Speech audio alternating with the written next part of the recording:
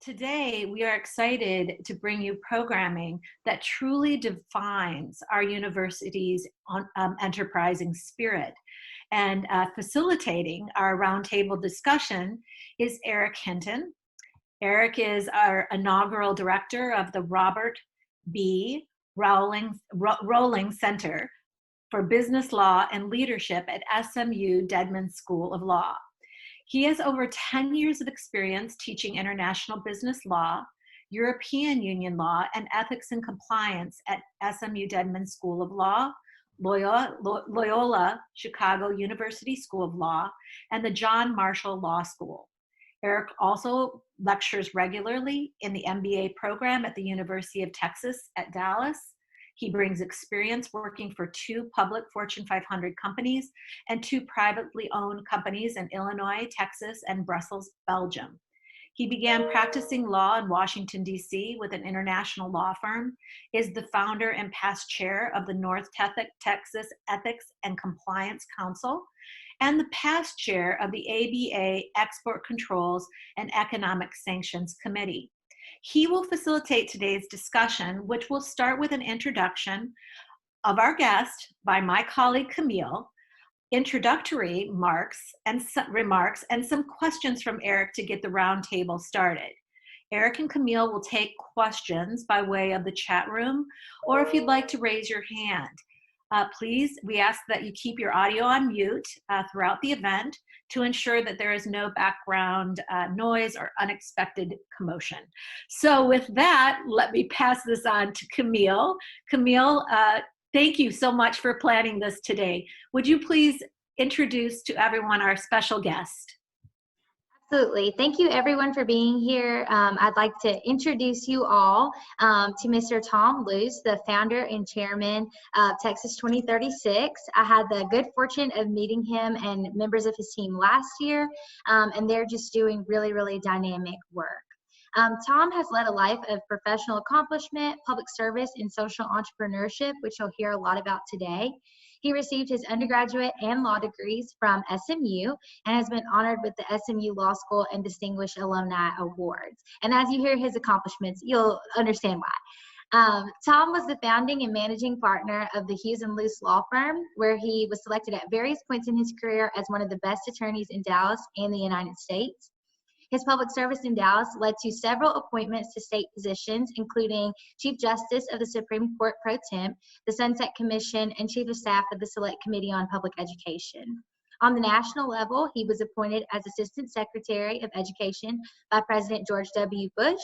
And in addition to founding Texas 2036, he's also founded and led numerous other nonprofit organizations dedicated to public service, including the Texas Business and Education Coalition, Just for the Kids, the Data Quality Campaign, the National Center for Education Accountability, the National Math and Science Initiative, and the Meadows Mental Health Policy Institute.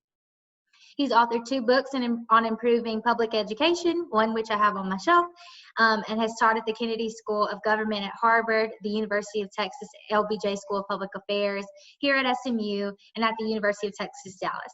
So we look forward to hearing what he will share with us today. And with that, Eric, I will pass it over to you. Thank you. Thank you so much, Camille.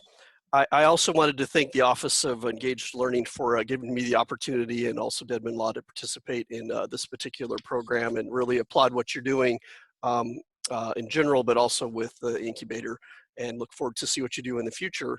Also great for the opportunity to interview one of our outstanding Dedman Law alums.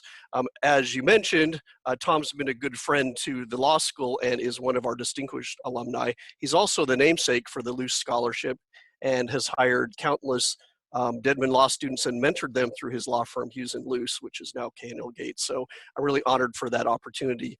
To kick things off, Tom, first of all, I wanted just to let you tell us a little bit about what you've been up to recently. It's been a long career, but I'd really like to hear what's on your plate now.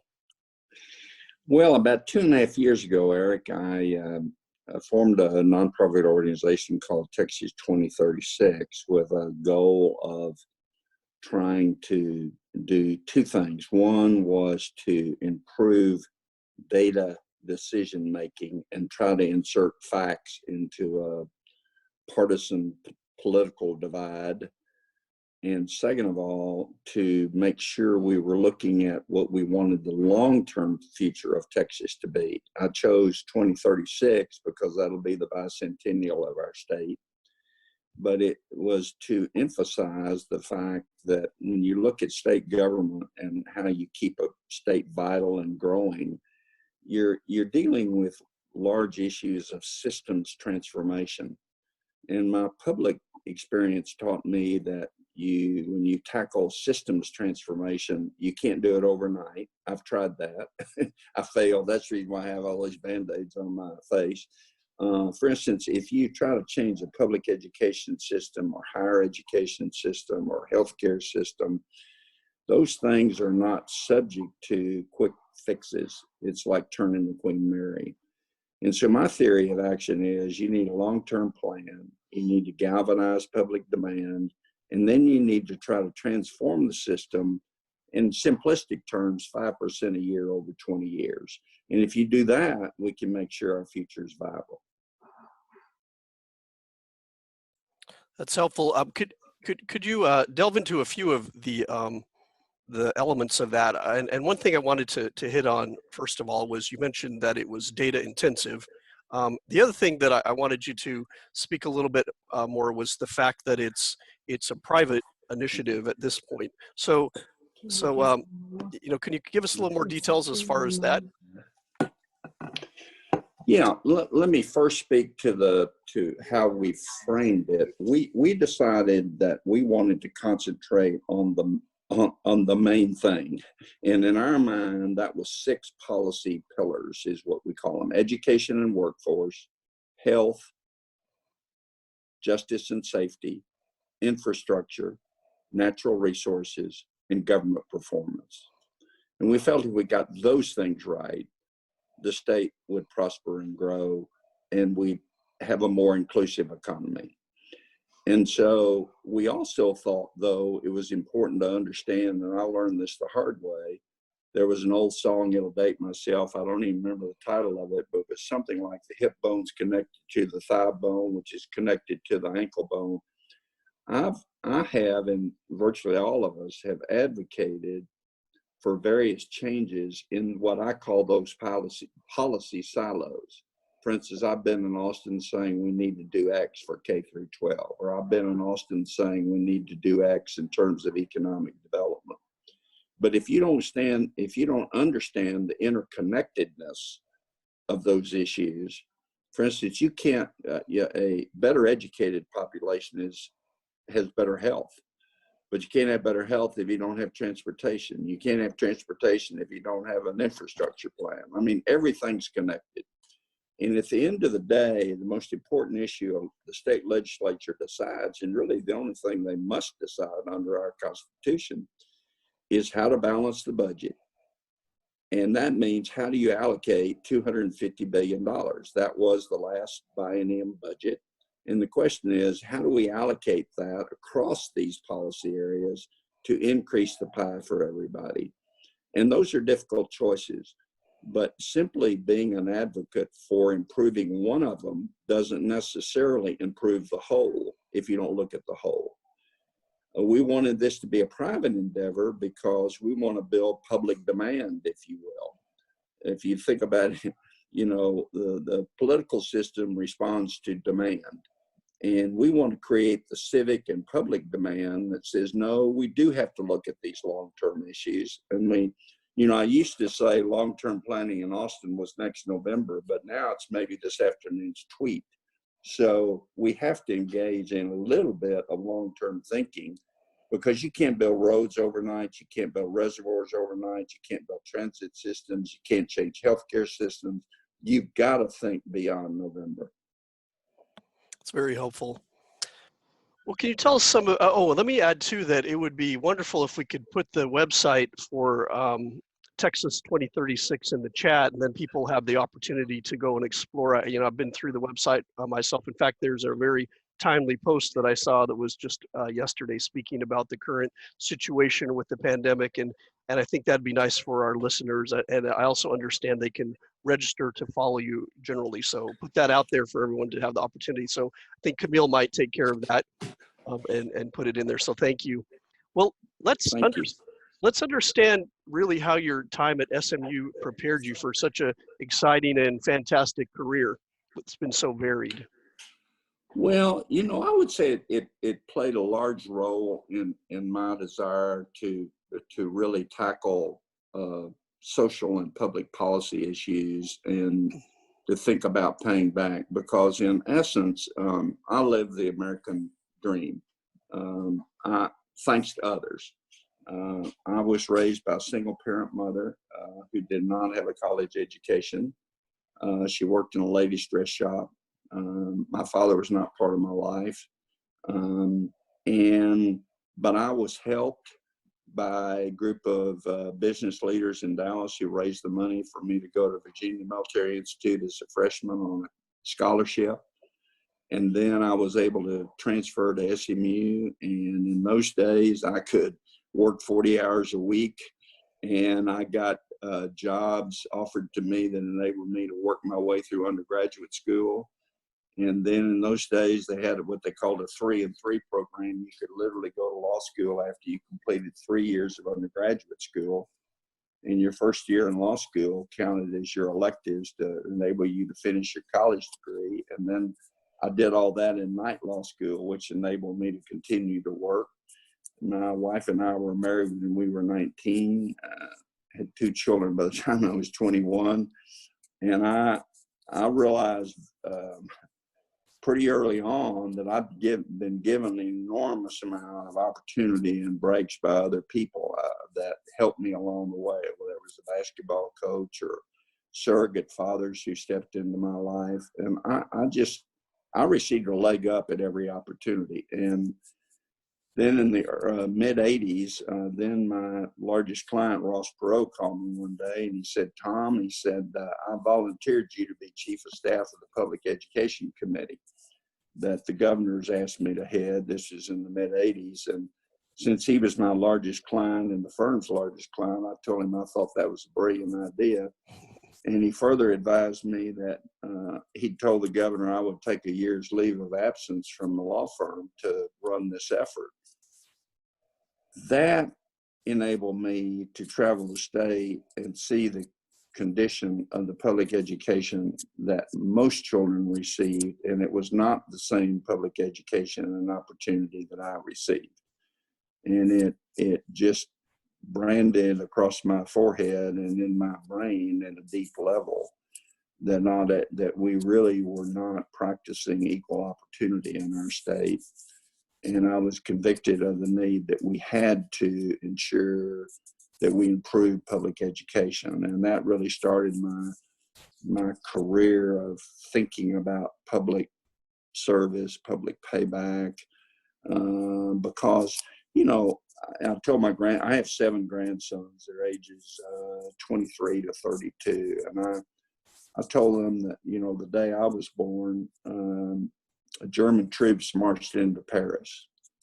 And I was totally unaware of the fact that people were dying so that I could have the opportunities that I had.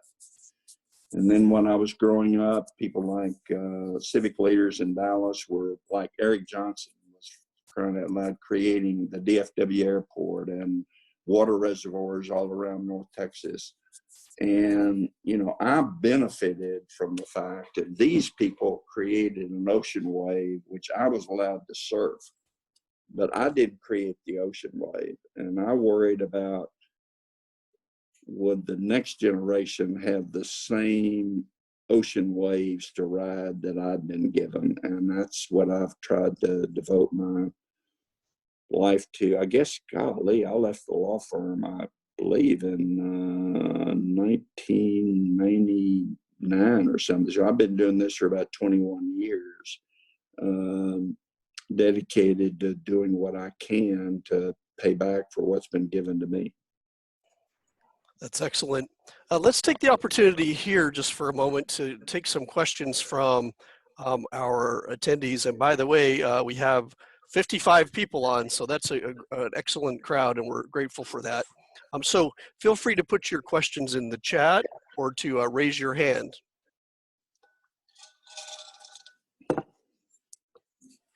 And let me say, Dedman Law students, you don't want me to have to call on you, right? I still remember those days. That's right, and they know I will. So let's have a couple of questions. We'll just give you a moment to put those in the chat.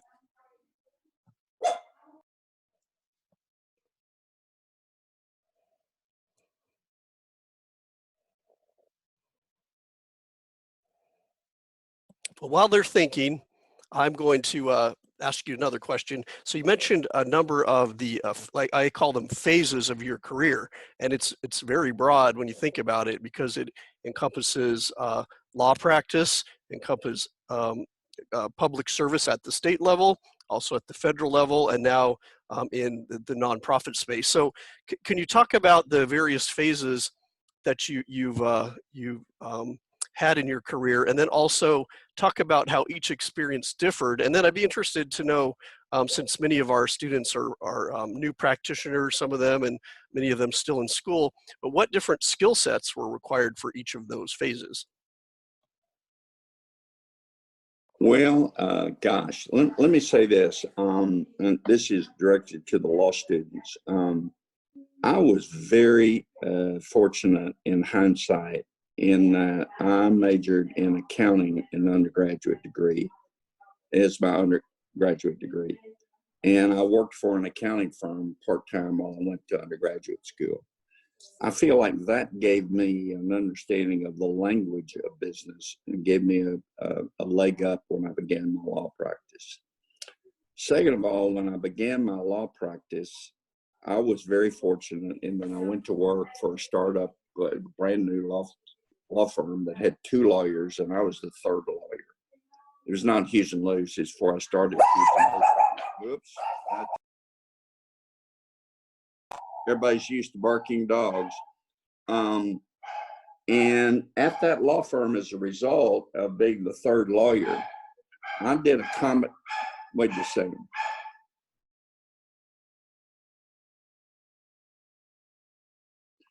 As a result of being a 3rd lawyer in a 2-person law firm, I was able to do corporate law, litigation, traffic tickets.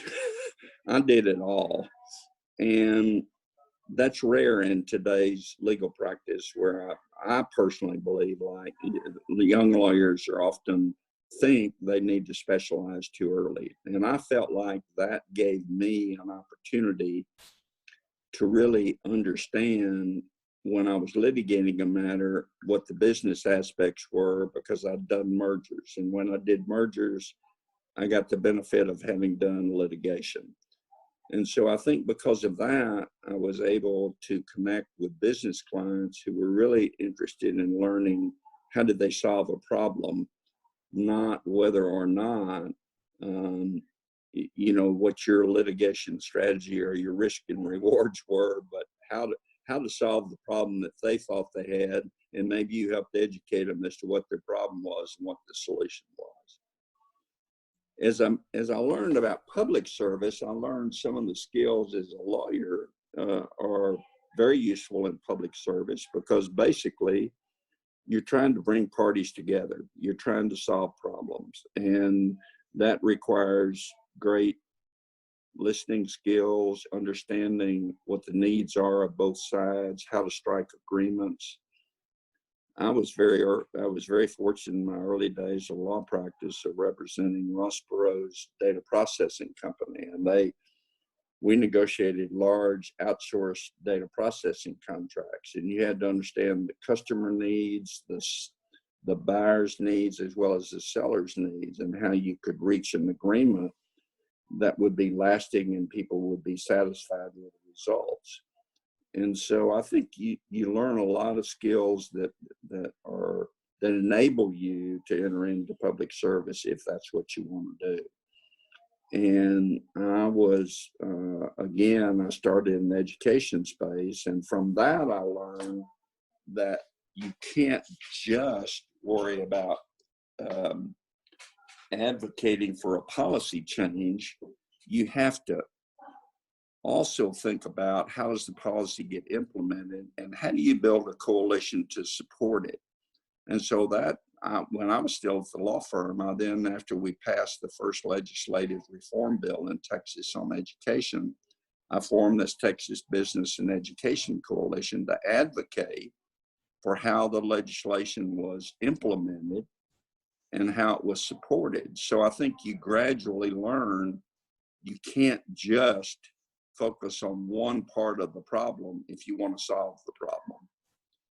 And then that pretty soon led to, okay, we've passed this reform bill, which creates a lot of assessment tools. How are we going to use assessment? So that led me to create Just for the Kids, which was how to find best practices to help educators. So it's just a journey. And I think one step leads to another. And I tell my grandsons, when you come to a fork in the road, take it. That's what Yogi Berra said. And he was a very famous lawyer. And he just said, when you come to the fork in the road, take it. And, you'll follow that, and then there'll be another fork. That's great advice. I have to remember that. Write that one down, students. When you come to a fork in the road, take it. I think that's excellent.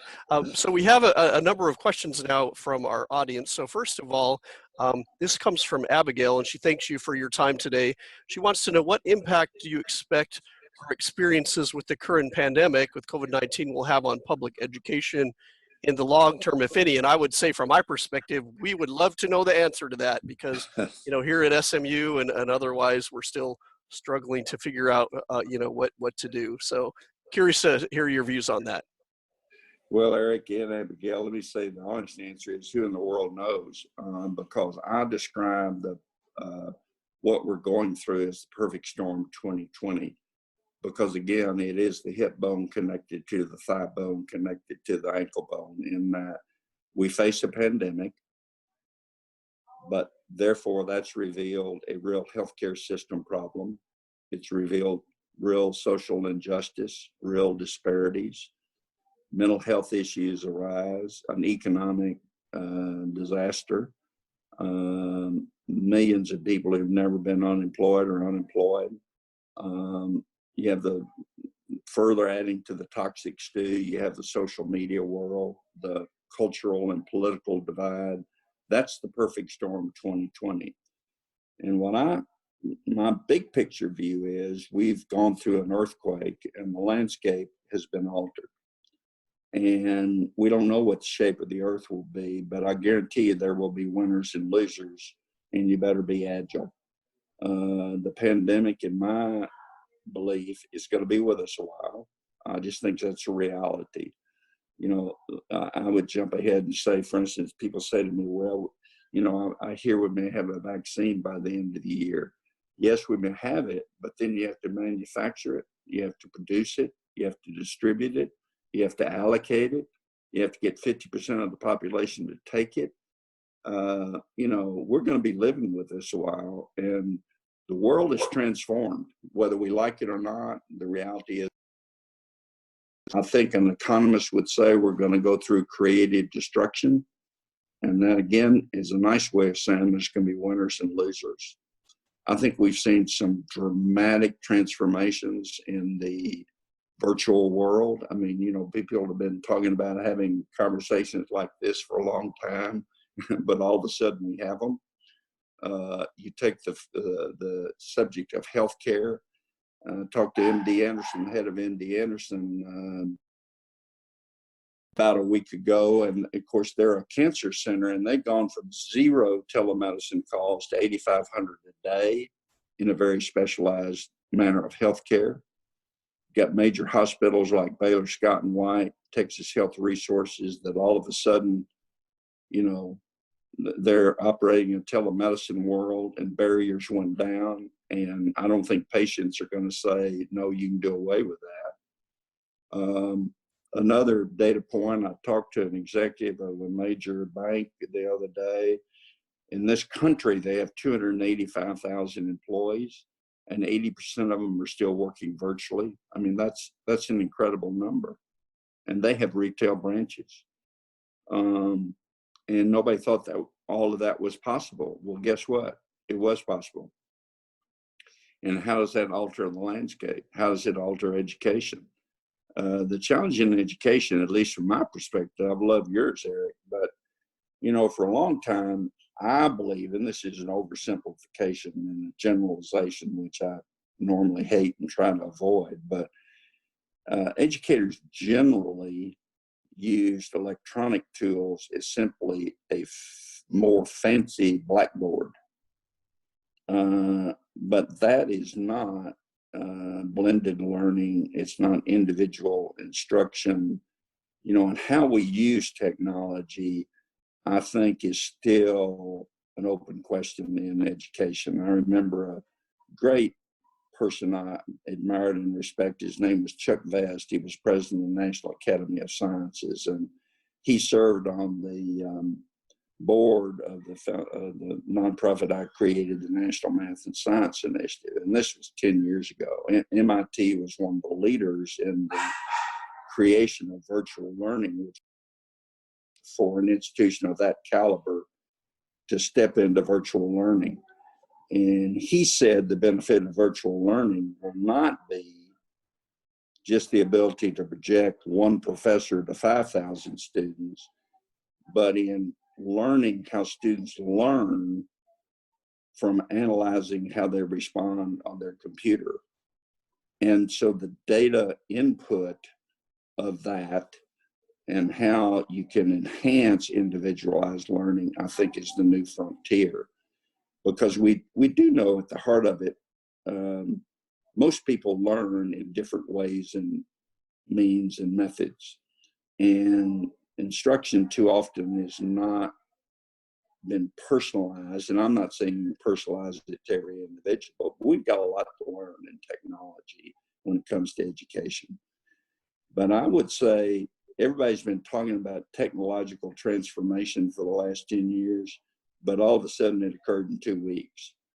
And what are the implications of that, I think, are still to be learned. But I also tell my grandchildren that, you know, to the young people on this call, out of chaos comes an enormous amount of opportunity, because the established world is kind of turned on its head. And that creates more opportunities for young people who are agile. It's more of a threat to an older generation. And I know it's an anxious time for young people, but it's also a time of opportunity.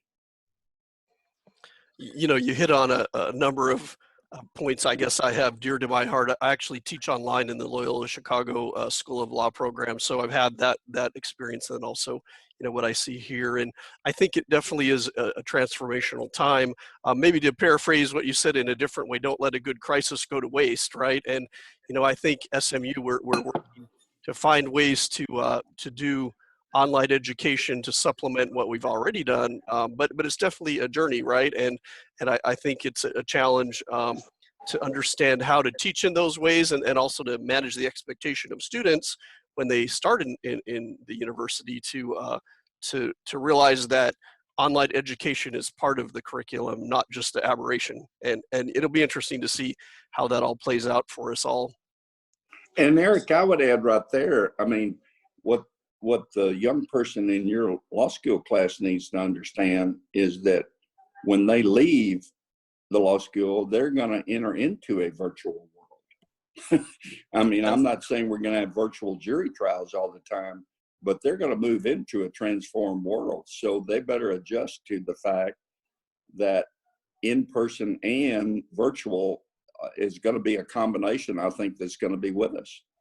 That's true. And when you see institutions like the Supreme Court of the United States going virtual, you know that change is afoot. So, you know, it's going to be a difficult, but also a challenging and exciting time. Well, I'll give you one example of one of the Luce scholars who's clerks for the Texas Supreme Court. You know, they had Zoom Supreme Court oral arguments, unheard of. And it was interesting. It was, I think, more difficult for the judges who were used to looking at each other across the table, not across the table, but next to each other, to know when to interrupt, when to question. You know, the judges had to adjust. I mean, we all have to adjust. We live in changing times, but those changing times are going to be with us. And doesn't matter whether you like them or not. I mean, it is what it is. That's another Yogi Berra statement. It is what it is, that's for sure.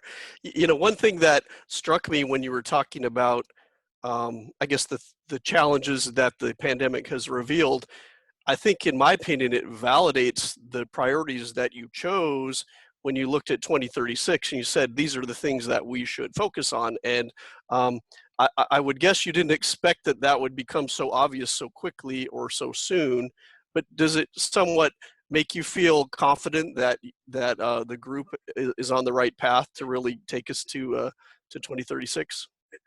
Yeah, I laughed the other day. I told somebody, yeah, I knew this pandemic was coming. That's why I started Texas 2036 2.5 years ago, because thank goodness we did, because all of a sudden it's like, oh my goodness, we do have to look to the future, and we can't just keep doing, you know, an analogy I used when I formed Texas 2036, I'm a college football fan, and I said it may be one thing to win the national championship. And yes, we've led the nation in job growth so many years, but that's like winning the national championship. How do you repeat the next year? How do you repeat the next year?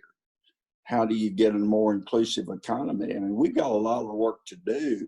And simply saying we've done it this way for 20 years does not ensure success. I mean, look at where Illinois was 20 years ago, or look at where Michigan was 20 years ago. The world changes, and you better change and adapt.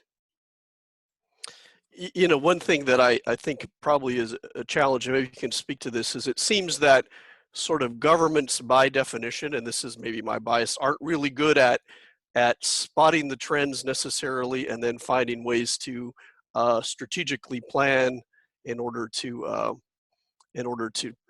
help develop policy and strategy, and that's probably part of the problem. Maybe that's why Illinois or Michigan have suffered in the way they have. So what's really your plan or your thought process around developing the strategy and the plans, and then getting buy-in from the government and policymakers that need to actually execute on those? Well, that's the reason why I describe Texas 2036 as needing to be a think tank, an advocacy tank, a do tank, and a watchdog. I mean, we've got to create the civic demand that's a more informed demand. The way I describe it, I've never met a candidate from either party, pardon me, meet with me who didn't say they were for education. Well, I want the public to be able to say, well, I assume when you say you're for education, you're for the following 7 things. And if somebody tells you that, oh yeah, I'm for healthcare for all, well, what do you mean by that? And we have to mobilize the middle.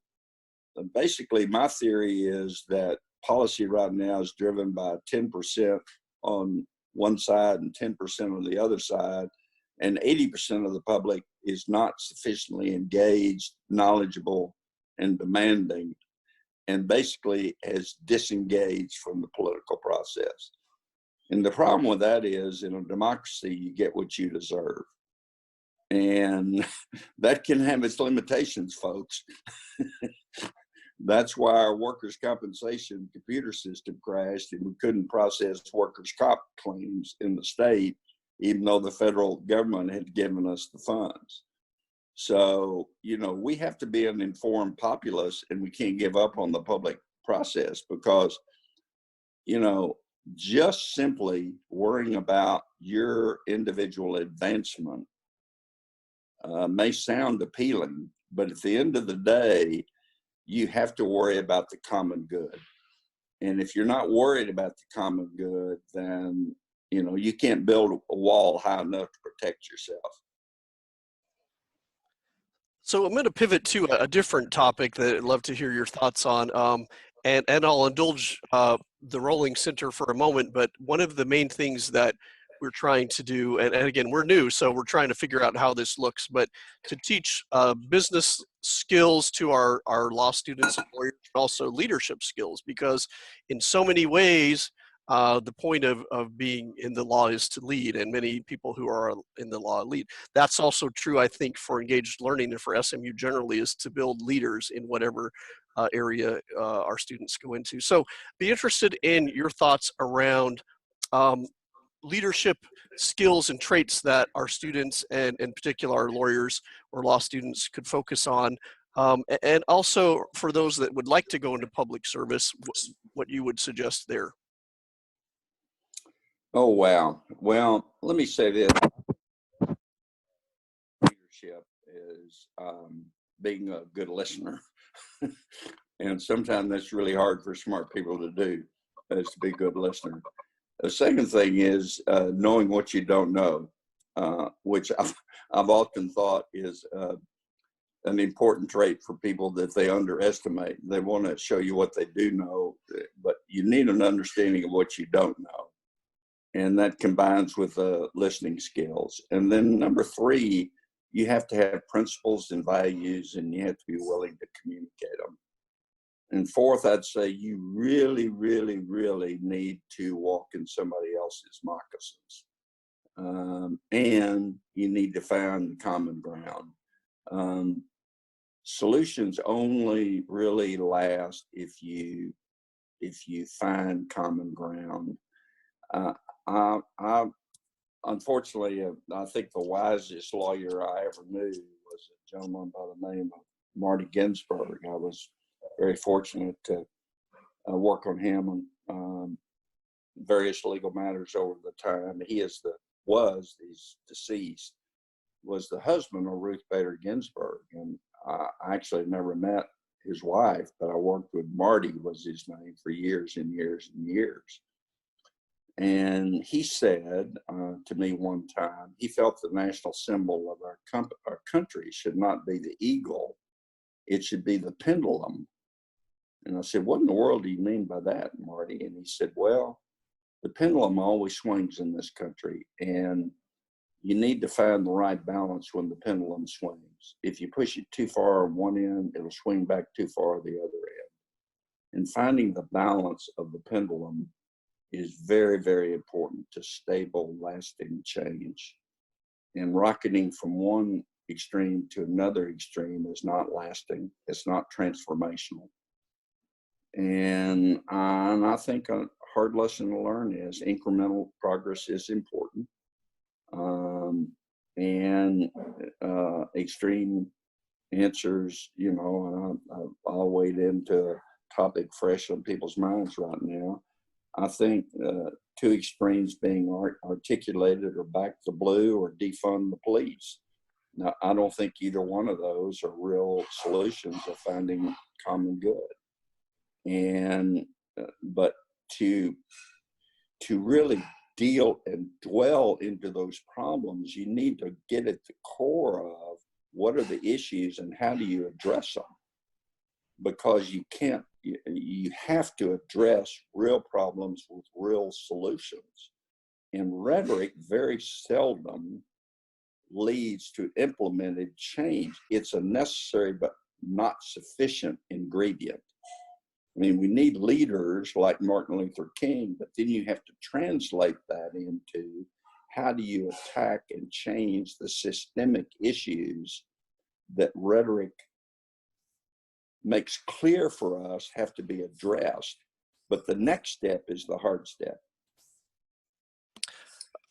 I know we could have a whole conversation on this point, but I did want to push a little deeper on a couple of those. But isn't one of the reasons why we're in such a polarized time, isn't it because it's structural? So in other words, take primary elections, for instance, or the way that gerrymandering or redistricting happens, or sort of institutional racism issues that we've been discussing recently, or even the Electoral College itself. All those sort of push the discussion to the polls rather than to have something that is, let's say, constructive or even doable in the middle. And in my opinion, it's been getting worse and worse over the last, let's say, 15 years and almost to a breaking point.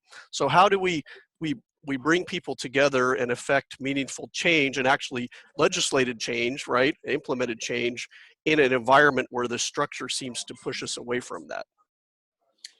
It's hard. I mean, it's hard work, and that's why it takes incremental progress. For instance, I'd be interested in your opinion, Eric, but I think in my lifetime, one of the most consequential Supreme Court decisions was Baker versus Carr, which basically allowed, and again, this is a Baker versus Carr to me, and to those the non-lawyers, it basically was the case that said one person should equal one vote, and basically said we need more equal apportionment, which we certainly do. But again, I would submit one of the basic problems is for too long in our country, our political system punted issues to the legal system because of its failure to grapple with them. And courts are very good at saying something is unconstitutional, but they're not particularly expert at how you solve the problem. So Baker versus Carr, I would submit, was the right decision, that we certainly needed equal apportionment, but then we haven't grappled in the political system with how to make that workable so that it doesn't lead to partisan. Right now, I've forgotten the number, it's something like 98% of the incumbents of both parties are always elected in November. So both parties only worry about primary opponents. That leads to more divisiveness. And, it's like Texas years ago, our foster care system was held unconstitutional. It's currently being held unconstitutional. Well, I'm not saying the court's not right, but basically they're saying, hey, you need to act. But then the public doesn't demand, how do you change the foster care system? How do you improve the ability of people to vote? And that's where I think I fall back on. Part of it is our fault. We've disengaged from the political process and left it, therefore, to the judicial system to throw a red flag and say, this isn't right. And what they don't say it this way, but then they say back to the political system, you all fix it.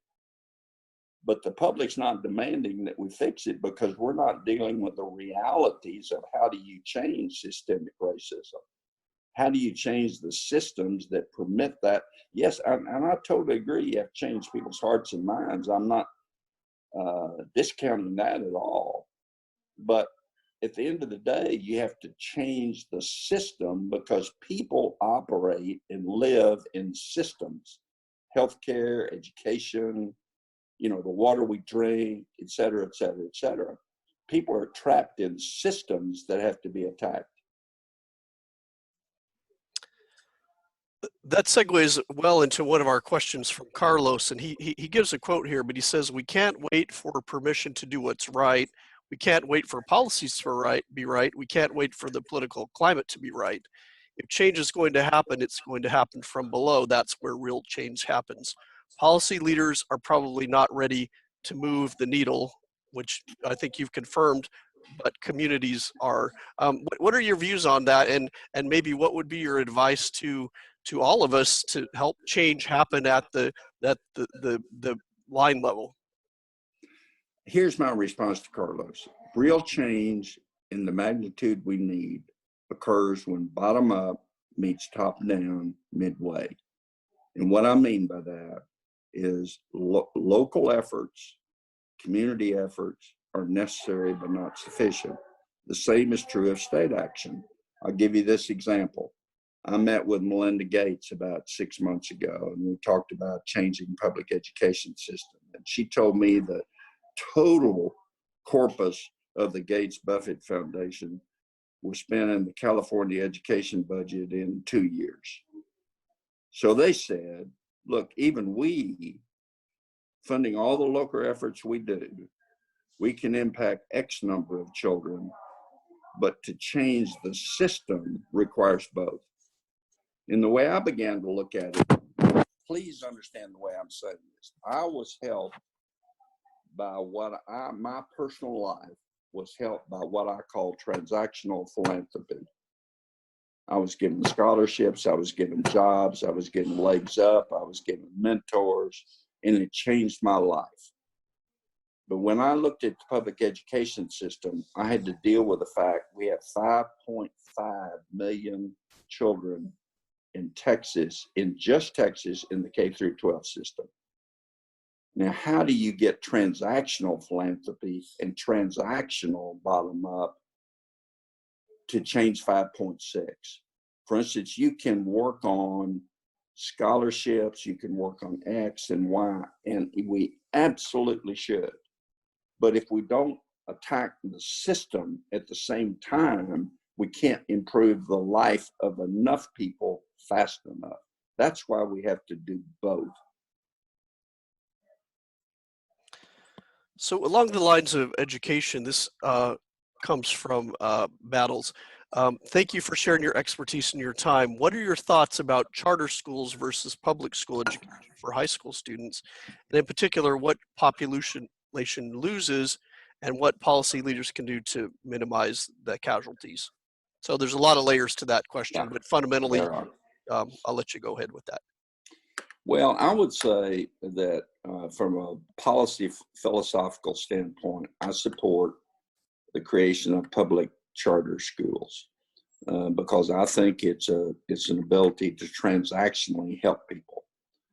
I have never been the advocate for totally, and what drives me a little bit batty is that some people think the solution to public education is charter schools. And again, all you have to do is look at the numbers. It's a numbers game. Right now, probably 10 to 12% of public school students benefit from homeschooling, charter schools, or private schools. Well, guess what? That leaves 88% of the population that are in traditional public schools. And folks, our economy won't work unless we make it work for 100% of our students, not 12, not 14. And assume for a minute you could scale it tomorrow to 16%, which I'm not sure you could, but assume you could. Still, the vast preponderance of your children are educated in traditional public schools. We have to make them work. We don't have any other choice. And we have to make them work at a high level. At a high level. And one of my, this one didn't come from Yogi Berra, it came from me.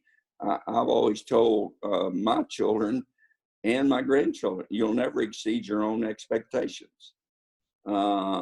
You know, if I expected that I couldn't make a 3-point shot, guess what? I wasn't going to make a 3-point shot. If I thought I could only high jump 5 feet, I'll guarantee you I'd only jump 5 feet. I mean, you've got to set high expectations and expect everybody to strive for those high expectations. I once had the privilege of meeting with, it was an enlightening experience. I met with the Chinese Minister of Education, and we were exchanging when I was working in Washington, and I learned and did a background research at the time, is still true. Every single high school graduate in China, and yes, I know not everybody graduated from high school in China, but it's a numbers game, folks. Billions of them do. Every high school student in China must pass physics and calculus to graduate from high school. In Texas, we just eliminated even Algebra 2 as a requirement to graduate from high school. Now, how in the world do you think we'll compete 25 years from now?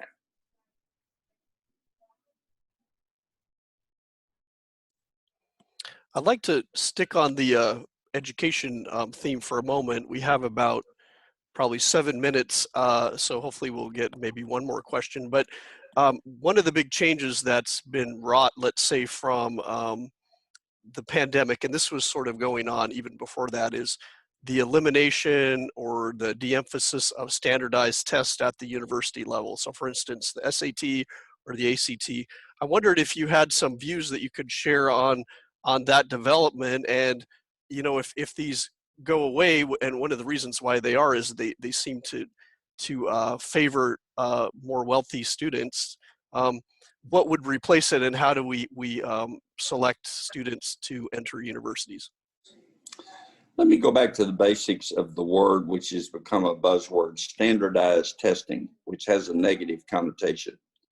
You, Eric, I submit, probably give a standardized test to your students, meaning you give the same test to your students for your final exam. And what we're really talking about, and I think is beyond dispute, we need assessment of how students are learning and whether they're learning. So we keep trying to throw the baby out with the bathwater and say, this test isn't good enough, this test isn't good enough, this test isn't good enough. Well, dadgummit, don't say we don't need, quote, standardized testing. Tell us how. What we really need is assessment of how much a student knows on a given subject at the beginning of a course or a semester, and how much they've learned by the end of the semester. And we have the capability of refining assessment instruments, but let's don't throw the baby out with the bathwater. And at some level, we need some national assessment. I'll give you a perfect example, and it's on our website. We look at what's called the NAEP score, because in K through 12, students take a national test. Don't tell anybody, it's a deep, dark secret, but we do a sample of national testing throughout the country, and it tells us how the learning of a Texas student compares with all 49 states. Well, don't we want to know that? Don't we want some knowledge of how much our students have learned in comparison to other states? You say, well, their standards may be different. Well, fine, but can they add 2 plus 2? Can they multiply? Can they divide? Can they read a book? Those are not difficult subjects to assess. And all the talk about standardized testing in Texas, we only really test at the 3rd grade and 7th grade and 8th grade. I mean, we don't test history. I mean, we're testing, can you read and write and add? And we're not doing very well. And I'll say this, if you don't learn the fundamentals of reading and writing and mathematics, you're going to have a difficult time in philosophy. And ACT and SAT. Again, I don't believe they're perfect instruments at all. But what is it telling us? Why does it create that racial, cultural divide? How do we need to change an assessment instrument? What do we need to do to ensure it's very clear the higher education system is skewed to advantage higher income students, and so how do we address that? And just thinking if we throw ACT out and SAT out, that all of a sudden the system's going to get fair. You have to look at how are you going to make it fair. That's interesting. Another question. What do you think the role of private education companies would be in education innovation? Well, I mean, I cannot tell you how many venture capital people have been asked me that question, and they all think that private education companies are going to change the world, but so far the system is very resistant to that. I would say again, the education system has not embraced change and not embraced technology. And most of the people look at, I'll never forget, I served on the Library of Congress board, I think it was 15 years ago. And I was appointed by the Speaker of the United States Congress, Speaker of the House. And I loved it because I love to read. But anyway, the Library of Congress developed some fantastic material for history teachers about, and they digitized Lewis and Clark's entire journey, and they could do graphics. And he said, golly, we've got all these wonderful tools for history teachers to use. And I said, well, Mr. Director, I said, the only problem is in Texas, there's 350,000 teachers in the Texas public schools. And how are you going to distribute to all 350,000 of those students the materials that they can weave into their class notes? And so it's a difficult problem because we have a decentralized system of education. And that's one of the difficulties in making changes in the system. Thank you so much. We're near the end of our time, but I wanted to see if you had any final thoughts you'd like to share with us before we adjourn. Well, I'm counting on the generation that are probably listening to this to tackle these problems. I fear my generation left too many unresolved issues I'll never forget, and this is not a good note to end on, but I landed on a commercial flight in D.C., Washington, D.C. in 1968, the night Washington burned. And I swore that I would do all I could to make sure we weren't facing this racial divide. And here we are in 2020, and yes, we've made a lot of progress, but my generation didn't sufficiently deal with that issue. And dadgummit, younger generation, you better finish the job. Great. Well, thank you so much for your comments and for your time. Camille and Jennifer, I'll let you take it from here. Yes, thank you so much, Eric, and thank you so much, Mr. Luce, for being here and talking with us today. I took lots of notes, and I really learned a lot from your wisdom and experience. We recorded today's talk, and we will post it on our new website, Incubator SMU. So please look out for that. Check out our website. If you're interested in joining the incubator, you can apply online on our website. Feel free to send me an email and reach out to us. Stay connected. Thank you all for being here today, and I hope you have a wonderful, wonderful afternoon. Thank you. Thank you so much, everyone.